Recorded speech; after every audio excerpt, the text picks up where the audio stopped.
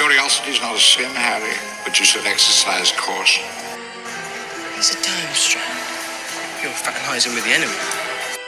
There's the Cruciatus curse. And we'll celebrate a boy who was kind and honest and brave and true, right to the very end. Hey everyone, welcome to Hogwarts, a podcast. Hey everyone, welcome to another episode of Hogwarts, a podcast. We're doing chapter 37, The Beginning. Very ominous title. Ooh. Why is the beginning ominous? I don't know. I don't know. I didn't think it was ominous. I don't know. Maybe it's because leaving... Dramatic. I'm going to say it's because leaving where we left off the last chapter, with them literally planning a war. I was going to say, we know it's the beginning of the war. Yeah. Fair enough. Maybe that's why I'm already thinking it's ominous. Giants and Dementors and such. Oh my. Yes.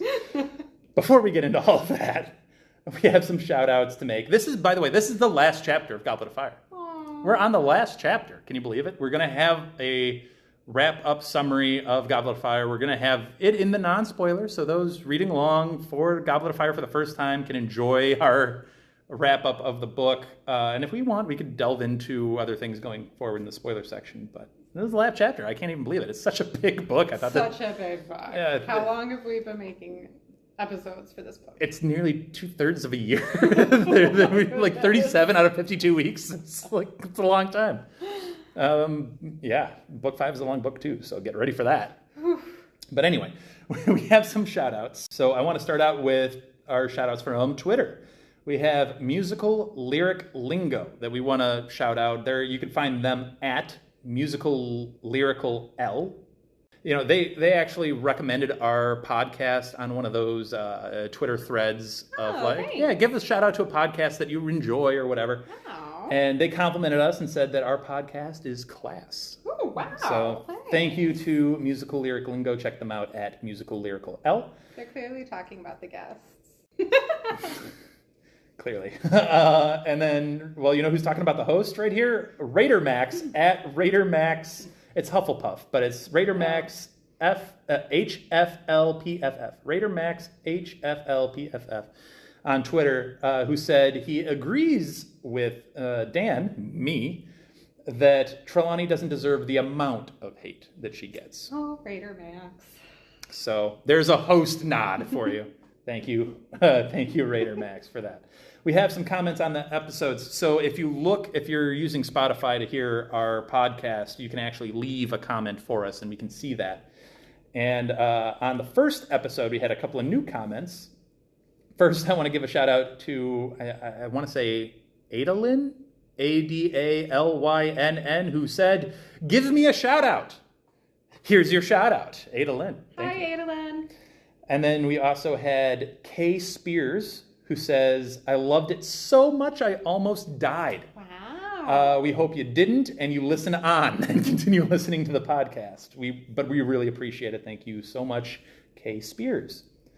On our Goblet of Fire, Chapter 31, The Third Task, we got an awesome comment from Philip Rhodes, who goes, "I love the episodes that Elizabeth is the co-host. Her laugh is infectious," which is a great compliment, and it most certainly is. And I do my best to try to get her to laugh, specifically for that reason. I love when she just laughs, as her introduction. It's her just by her laugh. Yep, exactly. It's my favorite. So thank you for that. I'm sure she loves and appreciates that comment. And then from Instagram, we have Katz Vans, Kattsvans, who says on our chapter 34 of Goblet of Fire Death Eaters, she goes, "Love that you essentially diagnosed Voldy with mommy issues." And I think I commented back on the Instagram. It's like, yeah, he probably has a lot more issues than just mommy issues. But yes, that was a fun conversation that we had. Like all the biggest serial killers do. Yeah. Anyway, so thank you to all of those people for the shout outs. Again, you can leave those comments on Spotify that we can take a look at. You can also hit us up on Twitter and Instagram. We also have polls on Spotify that you can participate in. It all means a lot to us, and we'll have some big things coming forward going into Order of the Phoenix that will be a little bit different for us. So, including the new intro, which we're going to work on very soon here. And once again, we are in Orlando, Anna and I, and we will be doing a little Instagram Live. Not sure exactly how long or what time, so make sure you're following us on Twitter and Instagram for those details as they pop up a little bit closer to the day. Closer to the day, we'll tell the time, so hopefully people will join us. Yeah, and part of that is just because we don't literally know where we're going to be at that given day. So bear with us. It might be a little late on the timing, but, whatever. We got to make sure we get a lunch in. We're not hangry, so we can actually, respond. I will be going on the Hogwarts ride. You cannot stop me. Multiple times. Yeah, We'll be having fun. Anyway, so we now have the last chapter of Goblet of Fire to discuss. There is a lot that happens in this chapter. We get Harry meeting with Cedric's parents. We get a meeting with Hagrid. We get the Leaving Feast, which I think they actually refer to it as the Leaving Feast, which I feel like is a very dull name. That's not. I feel like it's the first time they've called it that. Yeah, too, that's weird. Yeah. That's a weird name. So we get that. We get some goodbyes. We get a Rita Skeeter bombshell drop, and we have a wonderful donation made. Yeah. So first of all, let's just start off with Harry meeting Cedric's parents, because that cannot be easy. Yeah, I'm kind of to the point it cannot be easy. Why did this meeting take, other than a plot device for JK, why did this meeting happen? Because it could have gone really bad. It could have gone very badly. My question is, there had to be some adult supervision. This had to be like a Dumbledore orchestrated this and is in the present so nothing goes wrong. Right. That being said, part of me thinks Harry took this upon himself. Harry seems like that kind of stand-up kind of guy to be like, Agreed. No, for me, for my healing process. Well, I could see Harry see wanting that for sure. There would be no hesitation for Harry at all. Right. I'm just a little surprised sometimes that the adults allowed it. Yeah. This being the way this is. But obviously it went very well and was probably healing for both sides. Notice that it was the mother having the conversation with that we see. I don't know if this is the only little snippet that we see of this conversation, but obviously you've had Amos Diggory. Every time you see him in this book, he's touting that Cedric beat Harry at something, or Cedric is better than Harry at X, Y, or Z. And he's quiet here. And it's the mother of Cedric that really has the conversation with him, and they're very understanding. They're thankful that Harry brought the body back, which, I mean, honestly, if that would be a big deal. Oh my gosh, I mean, that would be a massive, massive deal. Let's put everything else aside. It's we get to have final moments with our son.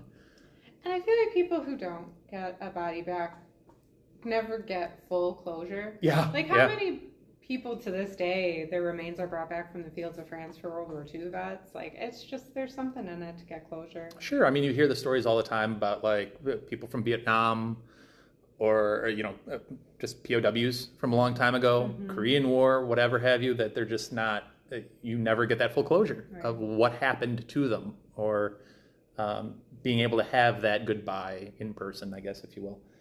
But it's a poignant thing. Harry offers them the prize money, which is a stand-up offer from Harry. He's trying so hard to get rid of that gold.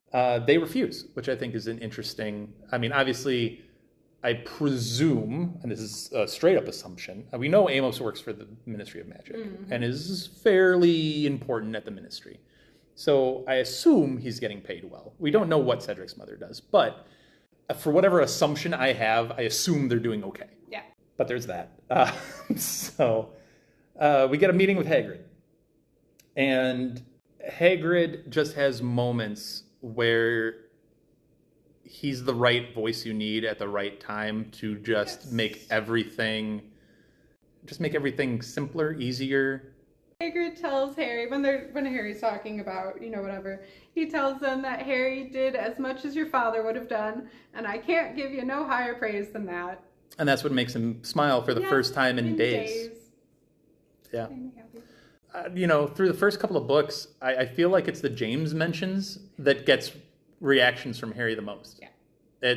It like riles him a little bit more. It gets him more amped or more fortified, like in the graveyard, or Molly and I were talking about in that graveyard scene. It felt like Voldemort was trying to poke at him this entire time, but in poking at him, he actually kind of strengthened. Yeah, which is a miscalculation on his part, which we know he can be. He miscalculates a lot. He miscalculates a surprising amount. That, yeah. Misreads the situation.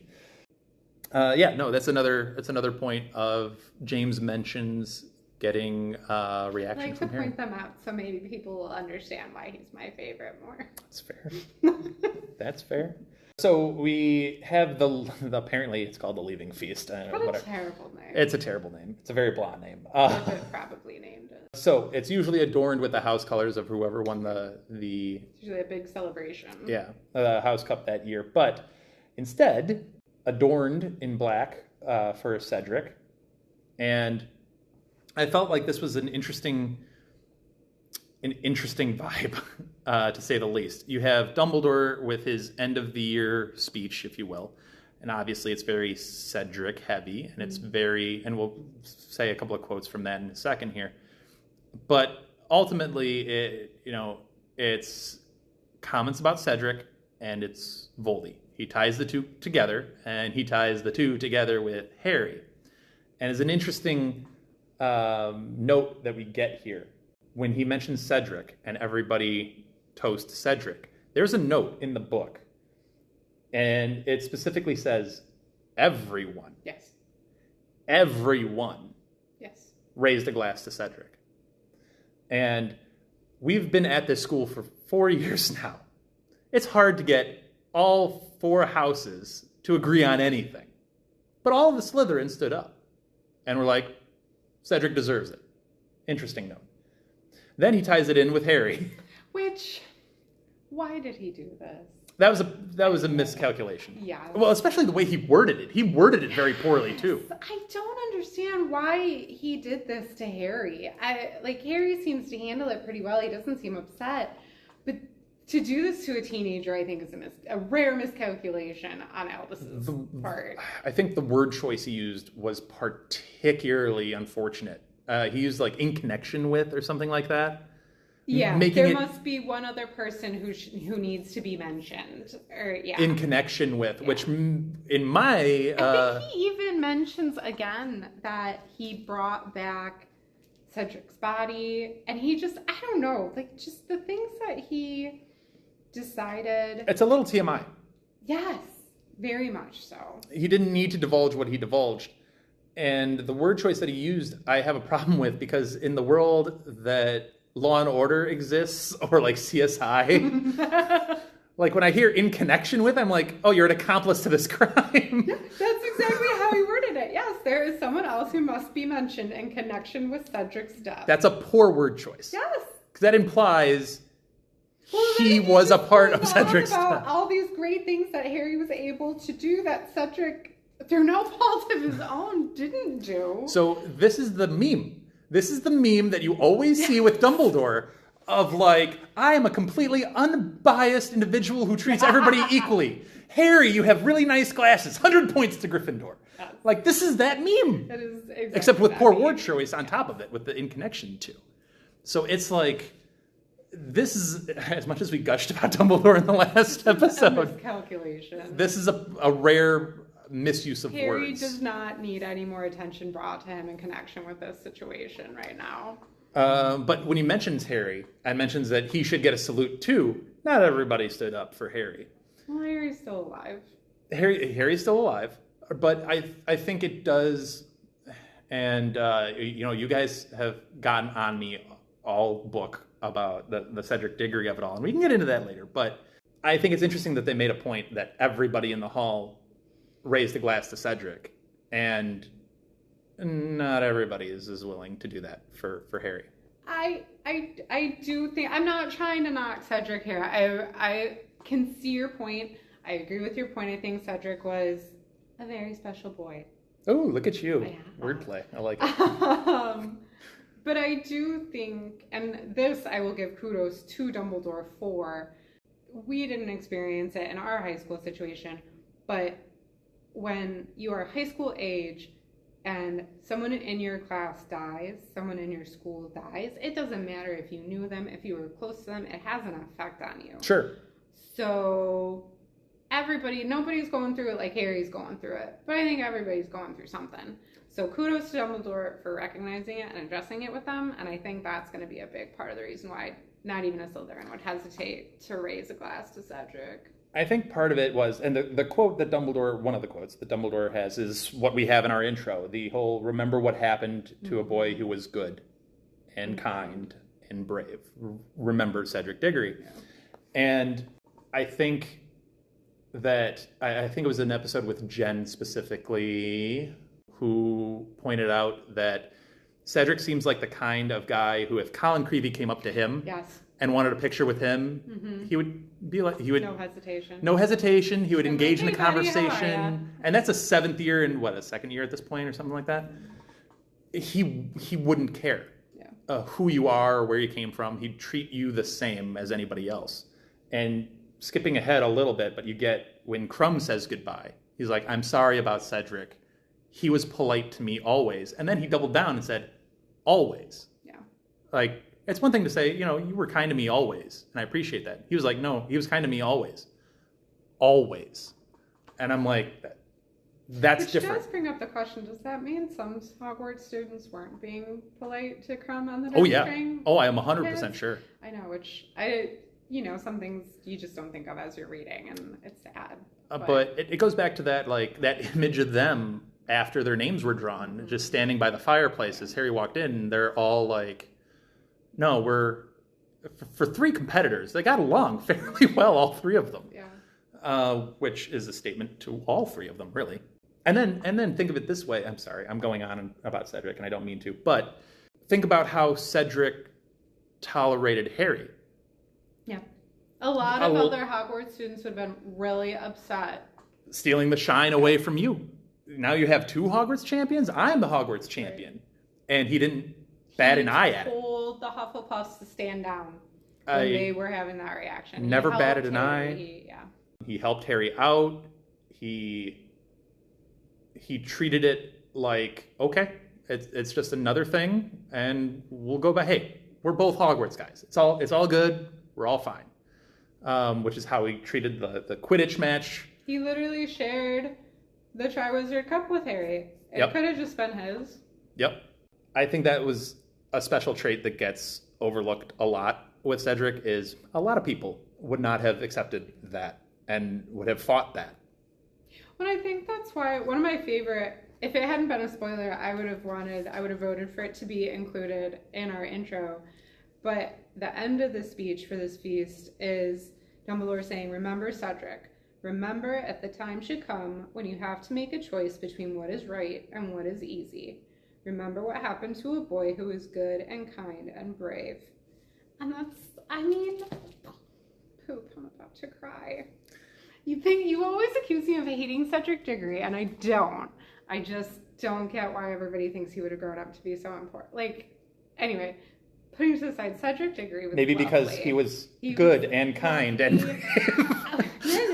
But I love that Dumbledore, it could have been something that one of these hundreds of students, it could have been the tipping point for them. What if some Slytherin did have the chance to eventually become a Death Eater, not have Voldemort's back? Then they do think of Cedric Diggory. Yeah. I think, look, obviously, this is the only book that we get full Cedric in. Yes. We get a little bit of him in Prisoner of Azkaban, but this is essentially his book, where he's a main character in the book. And I think I've come at you a couple of times for the Gryffindor mentality, because the Gryffindors don't like him for obvious reasons. Yeah. That being said, they still stand for him at the end. But there's a lot of looking through Harry's point of view. Oh, he's dating Cho Chang. That's my girl. Now he's like some different shade of glasses on Cedric now. Right. So now we're reading an opinion of Cedric through Harry's eyes. Now we're reading an opinion of Cedric through Ron's eyes, that we get an interesting opinion a couple of times. And I think some people take that opinion away as that's what Cedric is. And I've talked with people who have like, oh, Cedric was a pompous, arrogant I don't think people. it helps that Robert Pattinson is the physical movie embodiment of him and then went on to be Twilight. I think that has skewed a lot of people's opinion of Cedric as well. I'm really happy you said Twilight at the end, because I think his portrayal in the movie is fine. Nothing against his portrayal of Cedric Diggory, but what That's Twilight fair. did to people's opinion of it, I think has That's fair, twisted and you're things. probably right on that as well. But so I think their opinion gets twisted by a couple of lines here or there, Yeah. or that what you just said. And if you read this book, and you read Prisoner of Azkaban and the little bits that he's in there, it's like, where are you getting that from? Why wouldn't you want to be friends with him? Why wouldn't you have a crush on him? He's an all-around good person. Well, there's the book wrap-up on Cedric Diggory. There you have it. I mentioned that, Crumb had his goodbye at the end of this feast. Fleur also had her goodbye, and it was kind of a pleasant, cordial goodbye. Get the hint. We'll see her again, getting a job to work on her English. Yes. Also, she gives Harry a kiss on the cheek, and he gets a little bit of that Vila vibe of like, ooh, what? Oh, wait, I'm back, everybody. Like, gets swayed just a little bit, and then comes back. Ron. Well, Ron got swayed twice. He got swayed by Fleur. He got swayed more times than that. Well, no, I'm saying he got swayed by Fleur, and then he got swayed by Crumb. Because he got a little jealous that him and Hermione had their moment together at the end. And then he's like inner struggle fighting with himself. And then he's like, can I have an autograph? To which I'm just like, just facepalm. I'm like, come on, Ron. He's Like, kind of cute. so he got floored twice. Floored twice. Ba-dum-bum. You didn't even plan that. Puns. So that's the Fleur and the Crumb of it all. They get onto the Hogwarts Express. And if you thought that was the end of the chapter, no. I feel like the actual important things are, the Cedric speech is obviously important. Yes. But yeah, we're getting into some plot bombshells. Yes.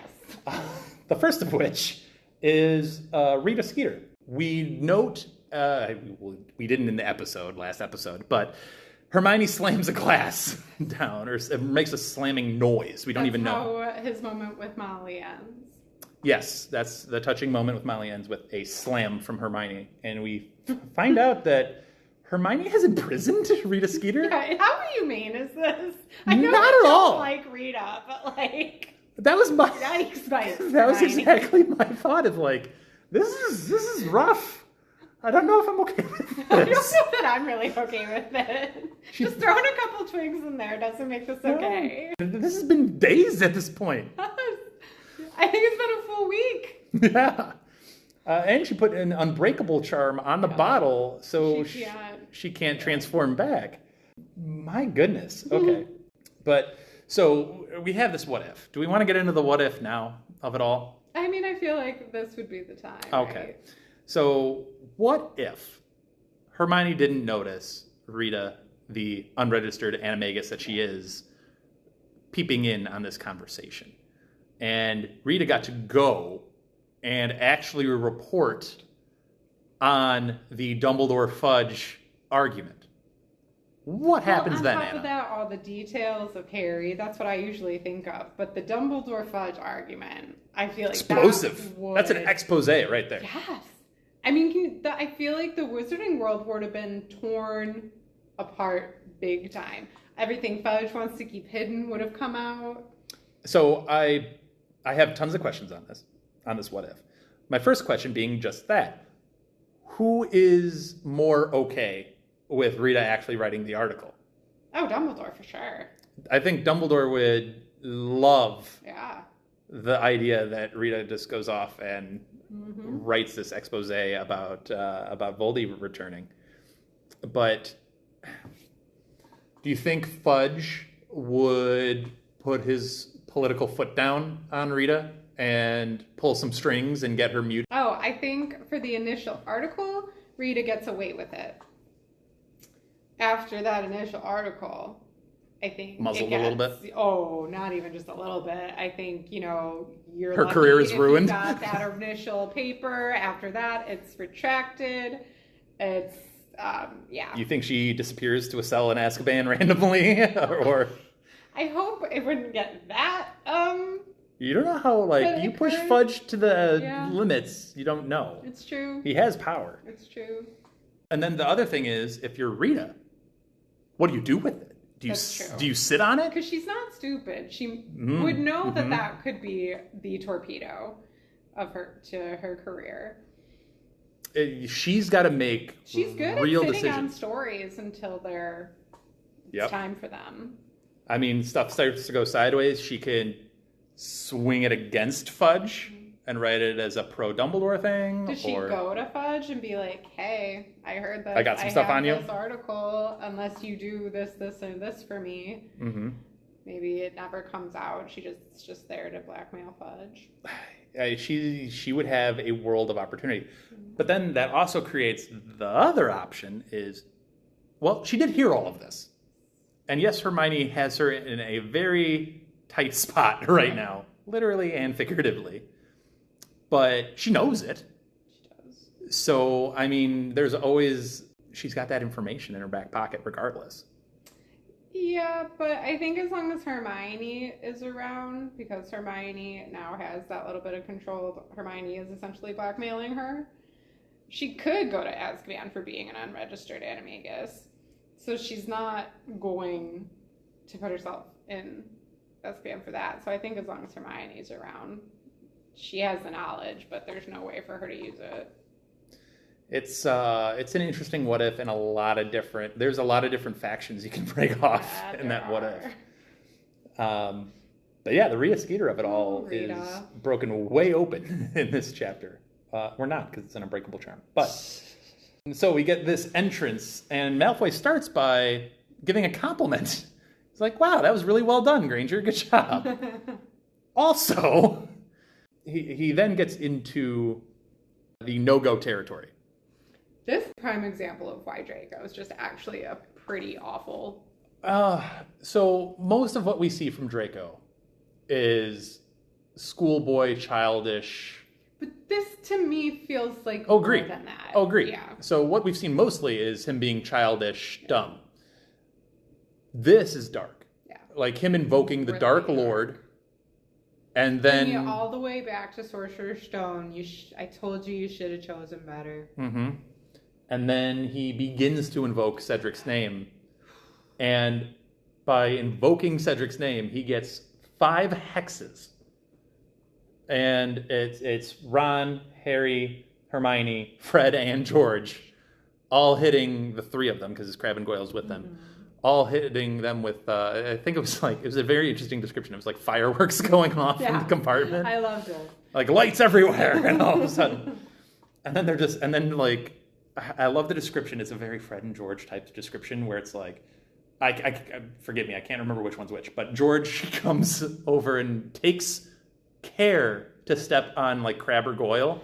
George steps on Malfoy and Fred steps on Crabbe. Yeah, they take specific care to step on them but then I also love their sense of humor where it's like, wow, apparently those should not be used together. Description of those things like tentacles hanging off their his face. Yeah.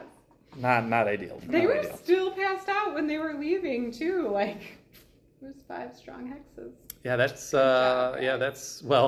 Harry's gotten much better at it. Hermione and Ron are the ones that taught him. Exactly. And then Fred and George are, Fred and George. Fred and George. Yeah. So, speaking of Fred and George, we get into the Ludo Bagman of it all. And we find out all that there is to know about Ludo Bagman. So, in light of this, Harry makes the choice to donate his 1,000 galleons that he has been trying to just give away. Right. I feel like this is the best possible way he could have finally landed on giving it away. And you know what I love most about this is they're Fred and George's reaction to it. They're like, no. Yeah. We can't do that. You earned it, number one. You need it, number two. No. Get out of here with that. They rejected it like 1, 2, 3 times. Like, they rejected it multiple times before they finally, reluctantly, accepted it. And I think... I feel like it's even really just because Harry gives them caveats, I feel like, that they accept it. Yeah.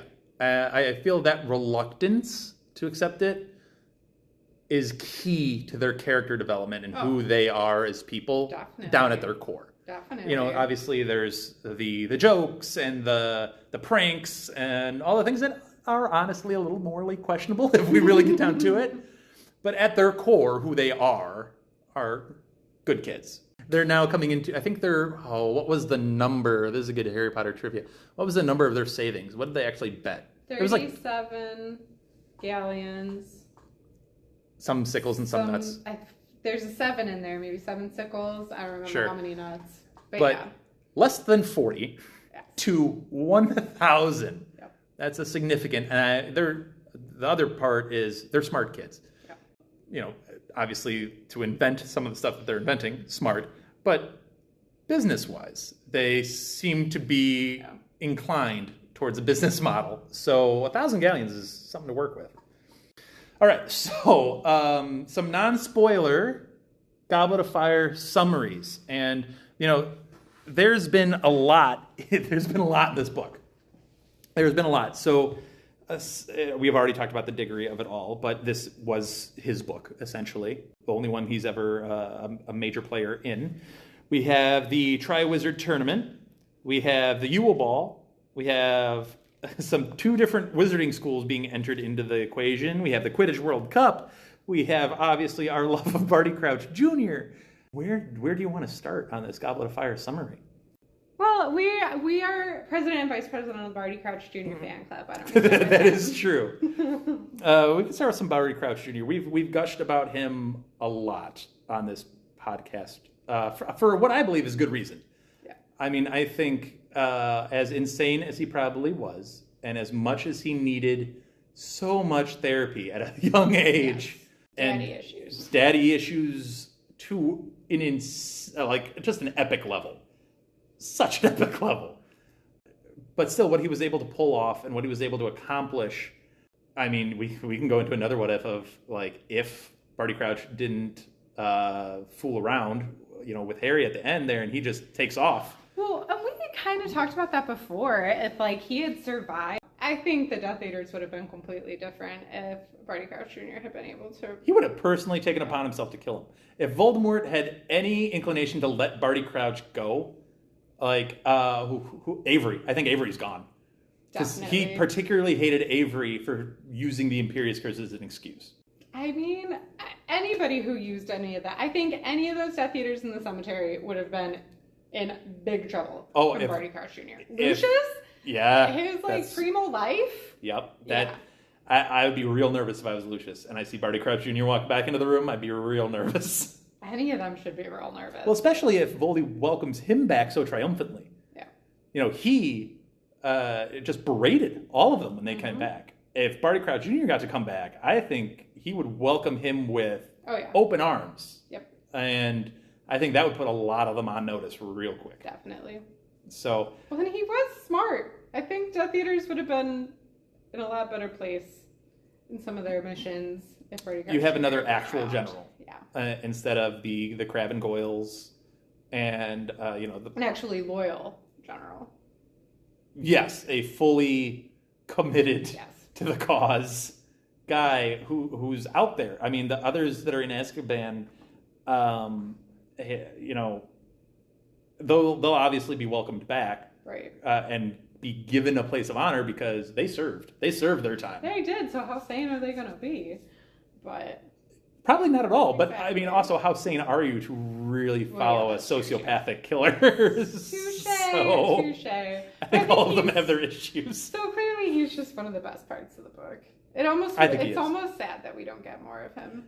Yeah, a little bit. I think he's, I've said this before. I think he's one of the best written characters in the series, and I would double down on that. I think he's fantastic, and I know we're gonna, as we go into the other books, I know we're gonna read character snippets that we've probably forgotten about, and we're gonna love and gush about other Right, characters of through this. Take your bets on who I'm gonna fall in love with in the next book. I don't know. But I think this character in this book is magnificently written, for sure. What another thing we've talked about a lot was the wizarding schools with Bobens and Durmstrang. That a lot. I think it's just cool to see a different side of the wizarding world. Agreed. And the idea of international magical cooperation. Exactly, especially at the end when they are searching out each other to say their goodbyes, and Dumbledore's big message to keep all those things alive. It really hits home, like. Yeah, and what we didn't talk about was Dumbledore specifically said keep those spirits alive, and you could see. And they're always welcome. And you could see the Durmstrang students and Crumb specifically like shift in their seats, like, "Ooh, oh boy, is he gonna like call us out, or what was he gonna do to us?" And he says, "You're welcome back anytime." Yep. And that matters, There's a lot. And I think this is gonna get serious for a second, but as the world traveler that I am, and you are as well, one of the things I love about travel is going to other places where people have their preconceived notions. Us going there and them meeting us, Americans. Mm-hmm. And you have your preconceived notions of what an American is, or what a French person is, or what a Chilean person is. And then you go and you actually meet the people. Some people can't get past their preconceived notions. Some people can't. And I'm hoping if you're a world traveler, you go with open minds of meeting the people that are there. Those that I come into contact with, I just be me and, show interest in them and break down those foolish barriers of if you're from one country, you're one thing, and that's ridiculous. If you're from one house, like we've said, you're one thing. You're not. You're never not. You're never not just one amalgamation of a human being. So are there those people? Of course there are. Right. Of course there are. But not everybody's like that. So. And in a situation like this, the kids at a young age are going to be able to be exposed to that fact. Which is so important. Yep. In creating understanding between individuals. So I loved it personally. And I love that he pointed out the Durmstrang. Yeah, I liked that part a lot. So I don't know. I don't know if any of that made sense. It did. I think it's important. But I try to do that on all my travels, is to meet as many of the locals as I can, or other travelers who are coming from all other parts of the world. And I know on my last trip to South America, I had a dinner with a person from Ireland and Israel and Belgium and Germany, and we were all sitting at a table and we're like, wow, we came from a bunch of different places, and we're just talking. It was a great moment. But anyway, I digress. Welcome to all the listeners from those regions. I know we get a lot from Belgium. Shout out. Yeah, so Wizarding Schools was a big part that I particularly loved. What do you think about the Yule Ball? I've never been a huge Yule Ball fan. No? No. Why not? Well, especially because of all the drama it started. I just think... It's a good representation of teen angst and anxiety. It is. And dances like that just make all that teen angst and teen drama so much worse. So I wish schools would just do away with them. But I think I'm pretty much alone in that opinion. Obviously, in this particular situation, it could have been really good for that further cooperation between learning about each other that we were talking about. And some kids take advantage. And some kids sit in a corner feeling awkward. I liked it in the fact that I think it's just an accurate representation of what a 14-year-old's thought process is. I remember being that kid. But no, I like it in that way too. You're spot on. It's absolutely that representation. Also, for people of our age, we were roughly reading this around that age for the first time. Is true. So it maybe particularly hit a couple of extra chords, maybe when we were reading it. Close to home. Fair enough. So we have two major events that take place during this book. We have the Quidditch World Cup and we have the Triwizard Tournament itself. Indeed. Let's talk Quidditch World Cup, because I think we want to get more into the tournament in spoilers section and kind of we probably won't have time in the non-spoiler to get to it. Well, the Quidditch World Cup is good too, because it's just another further example of all these different people in different countries coming together too, like we've been talking Yeah, about. you get a representation of different cultures with Bulgaria and Ireland and things that make them. It's a little stereotypical. I'm not gonna lie. This is real stereotypical. Oh my goodness. This representation, particularly of the Irish, is a little stereotypical. And I'm not saying I haven't been at a pub on a Saturday night in Ireland and had fun, but at the same time, there are regular people that work a 9 to 5 and they're just like not getting drunk at pubs every second of every hour. It was a fun thing. I loved the leprechauns and the vila. I think were an interesting touch. The vila were wild. I liked that touch more than the leprechauns.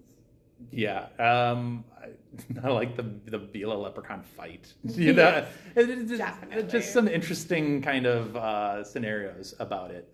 And the fact that it was so early on, like we still hadn't gotten to Hogwarts at that point in the book. It was a very long road to get to the school, which usually can be very boring, but this time it was fun. I liked it in this book. Yeah. Minus that second chapter that I absolutely hated.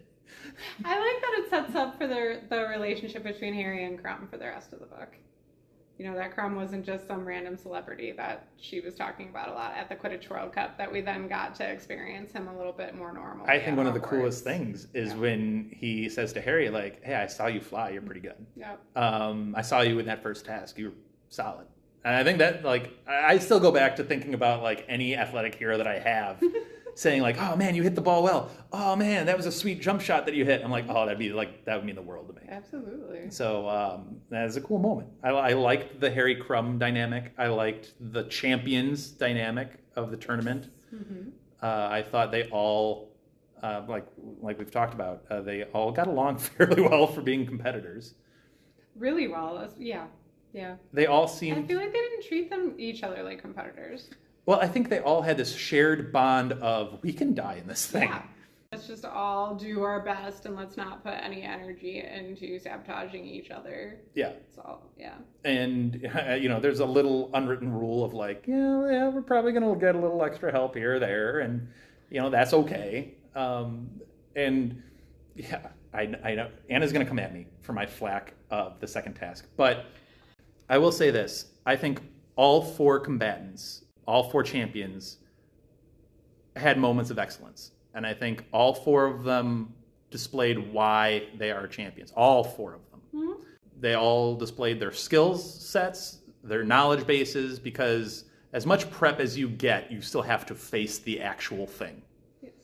And I just think in the second task, Harry didn't do anything. But the other 2 tasks he did, kind of. The third task was because Barty Crouch cleared the way. But... Oh, come on. There was some. No, I'm saying he did more than the second task for sure. He did a lot. Just because Moody cleared the way doesn't mean that he couldn't have handled it, that he wasn't prepared. No, he was prepared, but I mean, he had a mostly cleared path. I give him full marks and full credit for the first task. That's something that you can't avoid. You got to face that head on. You don't have another choice. This is so fascinating to me. The first task has always been the one I had the most problems with Harry getting all that help. But really? Yeah. Well, okay. We'll get into that in the spoiler section. I feel like we could go on a rant about our disagreements with the tasks. Come back in the spoiler section for our rant on all of the tasks of the Triwizard Tournament. We'll get into it. We'll be right back with the spoiler section. Kill the stag! All right, so we are back with the spoiler section of Chapter 37, The Beginning, which is actually the end of Goblet of Fire, the beginning of a whole new era of Harry Potter, which gets crazy. So, but we had some task debate at the end of the non-spoiler, and you threw me a curveball that I was not expecting. You had the first task. I don't despise the first task or anything, but I think that's Moody basically Crouch basically tells him, get on your broom. Like, Harry doesn't have any original thought at all. And, I feel like your biggest, issue with Harry in the second task is he doesn't do anything. Well, nothing. He doesn't really do anything for the first task either. Like, yes, flying is one of his skills, but once he gets the gillyweed in him, all of the things he does are his own skills. Swims? He just swims. Which, that's not true. He fought off 3 Grindelwalds. And he fights off the mer people when they try and stop him from helping. He didn't fight them off. He just agreed to not do what they told him not to Well, do. for the record, swimming is scary for him because he never learned how to swim because Uncle Vernon is awful. So you give him flippers on his hands and his feet and gills. All right. So the gilly is like apparently your biggest issue because I went through that chapter. I read the chapter and then I went through the timeline. Mm-hmm. All right. So he started freaking out and realizing he had waited too long after Christmas. Which I've always been on him about for waiting too long on this task. Okay. So that's December 25th. The task takes place on February 24th.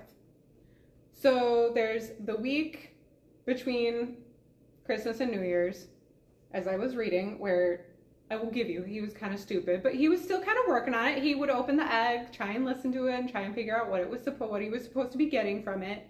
He's 14. What is he supposed to be figuring out with this egg? How many people would just decide to stick it underwater and try and figure it out?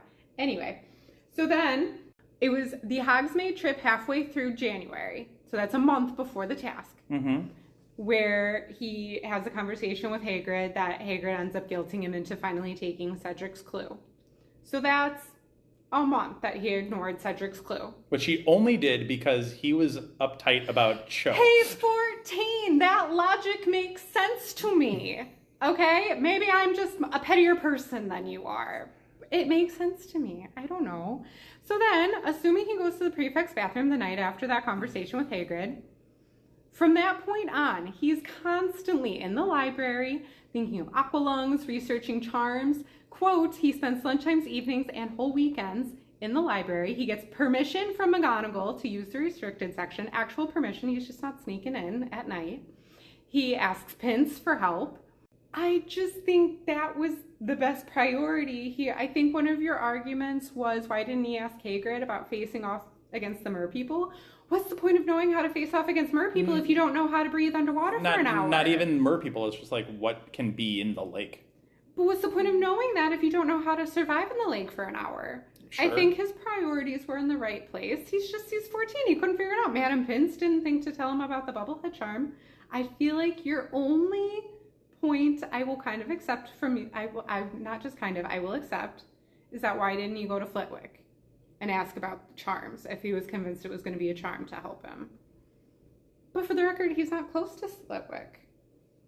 So why would he think to go to Flitwick for help when he's trying his best to follow the rules and not get a ton of help? And he already knows he doesn't have the magical skill. He was planning to disqualify himself. He was absolutely planning to qualify. The only time he decided he would actually listen to Dobby at what he was supposed to do is when he found out that he was supposed to be saving his Wheezy. Yes. Look, what did he, like, I get you're saying he went to the library. He knew that this was a task 3 months in advance. Right? He had 3 months to prep for this thing. I feel like that is just spoken from someone who's not a procrastinator. And I am personally a procrastinator. I just don't procrastinate when I know my life is potentially on the line. That's when I don't procrastinate. I want to figure that out. I just don't have the issues with the second task that you do. And you're right. My biggest issue is Gillyweed, in that and not even the fact that he even uses it. It's the fact that Gillyweed seems to be like. You're mad at J.K. Rowling, not at Harry. I am. No, I am. It's It's a thing that's a do-all. It does literally everything you need it to do, which is stupid. He should have some challenge still. Well, that's not Harry's fault. Like even dealing with the cold of the lake should be a challenge. Well, he got turned into a fish. It's a solve-all problem, which is stupid. But yes, that's a problem I have with J.K. Rowling, not specifically Harry Potter, but that's whatever. Yes, that is the big sticking point. But he was literally even pointed in the right direction by Myrtle in the lake. Swim that way. Like he couldn't even, literally swim in that direction, Anna. Swim there. Take the help that you can get, Dan. It's a lot of help. It's a lot of help. Life is hard. He thought his best friend was going to die. Then he found out his other best friend was there. I don't have a problem with the second task. That's my biggest issue, is the second task. I actually liked the first task. I thought he had to actually do stuff. The first task is fun, but I feel like it wasn't Third task is a mix of the two, because obviously he got a lot of help being the path cleared for him, but he actually did do things in the I think he could have, if the path hadn't been cleared for him, I think he would have been successful. Depends. I don't know we don't know what Crouch cleared out for him. I assume... you got to think there are other creatures there that might be beyond his talents to take out. I don't know. I feel like Harry's a pretty resourceful kid in that type of challenge. Maybe. I feel like that challenge particularly was geared towards his skill set. The first task I have a problem with, because if Moody hadn't told him, hey, get your broom to you, I don't think Harry would have been successful with that task at all. I would like to refer back to what Crouch said under Veritaserum, mind you, of I never anticipated the level of idiocy that I had to deal with. We all know Harry's an idiot and we love him for it, okay? He specifically mentioned I couldn't fathom what I had to deal with there. So, I mean, there is a little bit of that.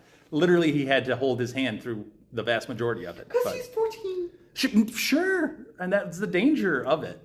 It is also a credit to the other 3 champions who presumably had a lot of help. I'm sure they had a significant amount of help, but not that level of help. But anyway. Going back to 14, though, I kind of want to go back to, in the last episode, you had brought up the amazingness of Albus and thinking on his feet and everything, which again, still 100% there for you. But I did have a thought, and it was kind of sparked by this Instagram post I saw about if Harry Potter characters were logical, and why Dumbledore allowed a 14-year-old to participate in the Triwizard Tournament to begin with. And obviously we wouldn't have a book if he hadn't, but it kind of sparked a thought in me that, did Dumbledore let Harry compete in the Triwizard Tournament and let all of this happen because he kind of got to the point where he felt that it's Voldemort is eventually going to return. This might be a situation that I can control because it's happening in my school. I think I'm just going to let this play out. And Voldemort is going to return and we can finally just face him and defeat him. And I feel like there's also, Hagrid, going back to the Hagrid conversation we were talking about in this quote, he even had the quote that Hagrid, speaking about Voldemort, knew he was out there, biding his time. It had to happen. Well, now it has, and we'll just have to get on with it. And I feel like maybe, and the reason I think maybe this is where Dumbledore was, because he had a lot of plans in place already. I know he's brilliant, but I mean, thinking about, he already had his plan of action for Arthur, dealing with the Ministry people. He already had Remus and all of the previous Order of the Phoenix members in place. Ready to go, yeah. He just, I don't know. I feel like he wanted to know. You're thinking he's been preparing for this for 13 years, and this is his go moment. Yeah. This is his... He's you know what, I'm done with all these postponements and letting him still be out in the world. Let's just get her done. Yeah, no, I mean, but I think we would be foolish to assume that he hasn't been thinking about this and what steps he would have to take. Right. And then the other part of it is he doesn't have to think about it because he's lived through one war against Voldy already, so he knows generally what his tactics are going to be. So he's got that already. Happen now. He's got Madame Maxime available to go with Hagrid to be the... My sense of being impressed is more he's got a lot of plates spinning and he seems to never let them drop. Oh no, I agree. I'm not taking any way or trying to take away any sort of being impressed by him with all these different things. I'm just saying I think maybe that is the reason he lets this all play out and why he's kind of taken a backseat. I don't know. There's a lot of child endangerment issues there, but isn't that just what happens with Albus Dumbledore? Yeah. I'm not gonna say you're wrong. Isn't the Triwizard Tournament in general child endangerment? It might be the definition of a synonym for child endangerment. Triwizard Tournament. Or just Hogwarts. Yes. No, for sure. That's definitely... It was just a thought I had. You're thinking this is a means to an end of okay, this is going to happen. Let's kick this thing off sooner rather than later on my terms instead of his terms. Right.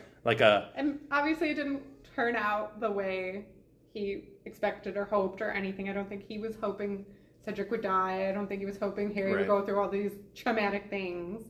But I think it's part of the mental jujitsu going on here of okay, I know that you're going to do this to me, but I knew that you were going to do this to me, so I'm going to do this to you, but you knew that to... it's a whole... Yeah, it's just giving me a headache listening. And it's really just Voldy and Albus going going mark for mark against each other, and there's a lot of collateral damage. Yeah. The trick is Voldy doesn't care. Albus, to what level does he care? He does care. It's to what level? Obviously not a max level, because he's still throwing pawns out there to get trucked. But he cares more than Voldy does, who's just literally throwing like people into the line of fire relentlessly. I think there's ways in which Albus Dumbledore and Tom Riddle are very similar. Oh, yeah. There are also ways in which they are very pointedly different, and thus the war. So, I mean, it is what it is. Unless you have any, do you have any? I do want to get, speaking of pawns and everything like that, this is not a pawn. He's more of a general in this whole thing, or spy, if you will, but Snape. So I have my unpopular Snape thought that you are going to hate me for, but just... I'm ready. Just entertain me for a second. And I'm just throwing it out there. So, let me throw out the idea that Snape's hatred of Harry, okay? Snape has treated Harry, and his other Gryffindors for that matter, like complete rubbish, right? Yeah. And yes, he's a Slytherin, and yes, there's that rivalry. And yes, Harry does look remarkably like his own childhood rival who gave him so much trouble back in school, James Potter. Okay? Yes, I know all of this. I get all of that. But do you think any part of this at all he leans into a little bit more because it just covers his return to the Death Eaters and Voldy that much more? Hating Harry Potter, hating Gryffindors, hating all of that gives him more credence to come back? Because now you have Draco telling his dad all the time, Snape is X, Y, or Z, A, B, C, all of that. Do you think it lends more credence to his return when he makes that return? Keep in mind, Snape doesn't hate everything about Harry Potter. And this is what's gonna make you the... I know, if you guys could see the face she just gave me. Oh, Snape doesn't hate everything about Harry Potter. Anna. No, he doesn't, Daniel. He does have a particular affinity for Harry's eyes because they are Lily's eyes, and we know the affection that Snape had for Lily Potter. The only reason he cares about his eyes is because he can't move on from Lily. I get it, but Harry is still part of Lily. Harry is still a piece of Lily Potter, inherently. But he was okay with that piece dying when he was 1 year old. Snape has undertaken the most dangerous part of this entire war. I already gave him his kudos for that. To protect Harry in the overall long run. Why is he doing this? Because he... Why is he returning? A huge weirdo who can't get over Lily Evans. I think you're simplifying. I'm not saying you're wrong in that he's a little bit of a creep. I'm just saying you're simplifying it to an nth degree when there's more layers there than you care to admit. All right. That's all I'm saying. To your point, does it give him... is part of the reason he mistreats Harry and the other Gryffindors? Yes, I agree with you. It probably gives him credence when he makes his return. Not saying it's the sole reason. But I don't think that is any of the reason that he mistreats them. I think... 0%. The way I read his character when he is in those moments tormenting Neville and Harry and Hermione... The way it's written, he takes true glee and joy from that. I don't think that's in any of his act. I think that is him. Like a 0 percentile. Yeah. I think that is the true Severus Snape. Okay. I think as far as... he wants to redeem himself for Lily. Going back to your point about like the eyes and Lily and everything. I still don't think that has anything to do with Harry. I think it is very much about Lily, and he wants to redeem himself for Lily because Lily was killed because of choices he made. My question back for you would be, had Voldemort not killed Lily Evans, would Severus Snape have come over to Dumbledore? Would Severus Snape be doing all these brave things to turn spy and try and bring down Voldemort? Like, other than Lily dying, are we ever told of any other regrets he has from his actions as a serving Death Eater? No. And I think that, okay, if we're, oh, wow. I know we're supposed to get into like forward of Order of the Phoenix here for a second, but this is going to get a little bit deeper into Snape. Yes, there is the obsession with Lily. There is I almost feel bad saying it's the obsession with Lily because he had feelings for Lily throughout their childhood through Hogwarts, right? Mm-hmm. He feels responsible for her death. I feel that's if I liked someone at any point in time and then felt responsible for that person's death, yes, they would be on my mind a lot because I would feel personally responsible for someone who I truly liked or loved in this world being gone. But obsession might be a touch harsh. Did he truly like her and have feelings for her and respect her? Would he have been able to call her a mudblood? Would he have been able to be a part of this group who thought Lily was inferior and thought Lily basically should just be like a slave or killed, or I don't know what they thought should have happened to Lily? Sure. How could he have had true love and feelings for her and still be part of that? Well, and I'll throw this back at you as another question, but I think what separates Severus Snape from your Bellatrix Lestranges, from your Dolohofs, from your Mulcibers, from your Barty Crouch Juniors, for that matter, from your typical Death Eater, is the fact that he actually truly cared about someone other than himself for even a minute, because they don't care about human life. They discard them so carelessly. They don't think twice about it. If Dolohov is killing a parent of like Remus Lupin, he doesn't care. He just does it. Bellatrix doesn't give a care in the world to killing Sirius. Her blood relative doesn't care.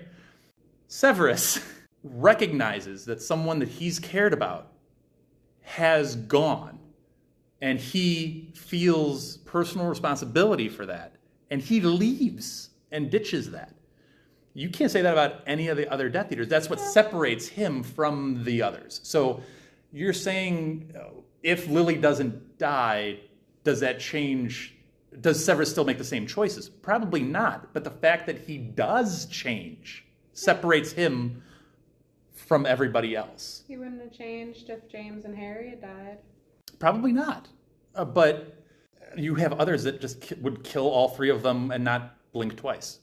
That's fine, but I feel like your argument then is like, oh, let's hold Snape up because he's not as bad as the other maniacal Death Eaters. No. What I'm saying is Snape has flaws, and I'm not erasing those or putting them in a wonderful Lucius collage of paper mache and whatever. I'm not. Snape has one of those of Lily. I'm not smoothing over any of those rough edges that Snape has. I'm just saying there's layers to him. Yeah. And if you're going to fault him for A, B, and C, you should also consider X, Y, and Z. There's more to him than just your typical Death Eater. There's more to him than your typical Order of the Phoenix member.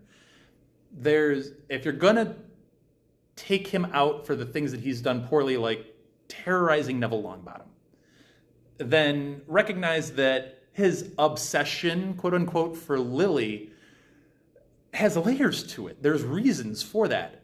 I can't fault him necessarily for feeling responsible for someone he's cared about losing their life and then dwelling on it. I would. And that'd be a hard thing to fault someone for. And I get that it can come across as unhealthy, and you can debate the health of that, and we've debated therapy and all. I'm not saying he shouldn't go through therapy for all of that. All I'm saying is that there are layers, and there's a lot you have to look into and a lot you have to consider. Yeah, Snape's done a lot of bad stuff, and it's inexcusable, and it can't be ignored. He's also done some great stuff, and he feels remorse over some of the bad stuff he's done for the right or wrong reasons, the fact that he even feels remorse at all separates him from a lot of the people on Voldy's side. Okay. And that's all I'm saying. We both did the thumbs up to each other. It was fantastic. I'm hoping we're having a good conversation about this, and we're at least proposing some ideas and some thoughts, but whatever. It was a good conversation. Order of the Phoenix Yay! is coming up next. Emo Harry. I can't wait. We just had like 4 chapters of the trauma this poor 14-year-old has gone through. I don't care. Obviously I care. I almost started crying talking about it, but it's fine. There is real reason why he feels the way he does.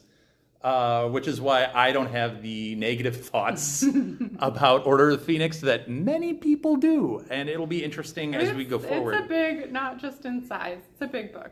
It's a big book. It's going to be a good one. It's a big book, and there is a whole lot in it. It's my favorite book for a couple of different reasons, which I know surprised you way back when in our, I think, first episode. So we'll get into why that is.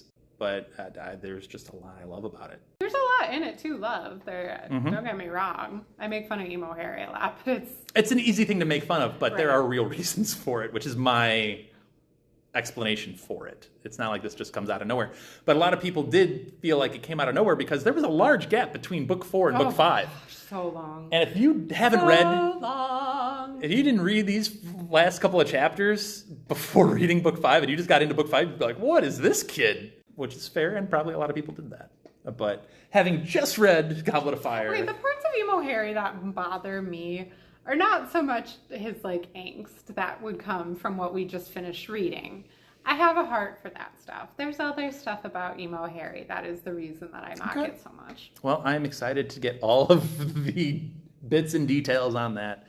I love Goblet of Fire. It's one of my favorite books. I don't know. I love the book, and there's so much to it, and there's such great writing in it. I can't wait to get to some of these things in Order of the Phoenix. Tonks. Yeah. More Kingsley. There's a lot there. The real Moody. The actual real Alistair Moody, yes. So, lot to dig into. So we are very excited. There will be some changes to the podcast. All good.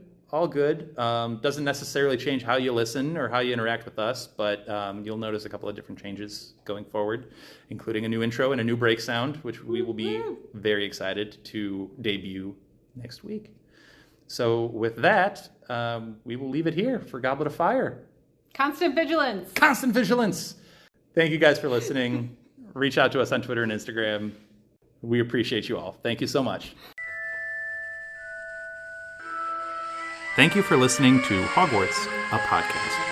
If you like what you've heard, please click the subscribe button on your preferred podcasting app and follow us on Twitter and Instagram at Hogwarts a Pod.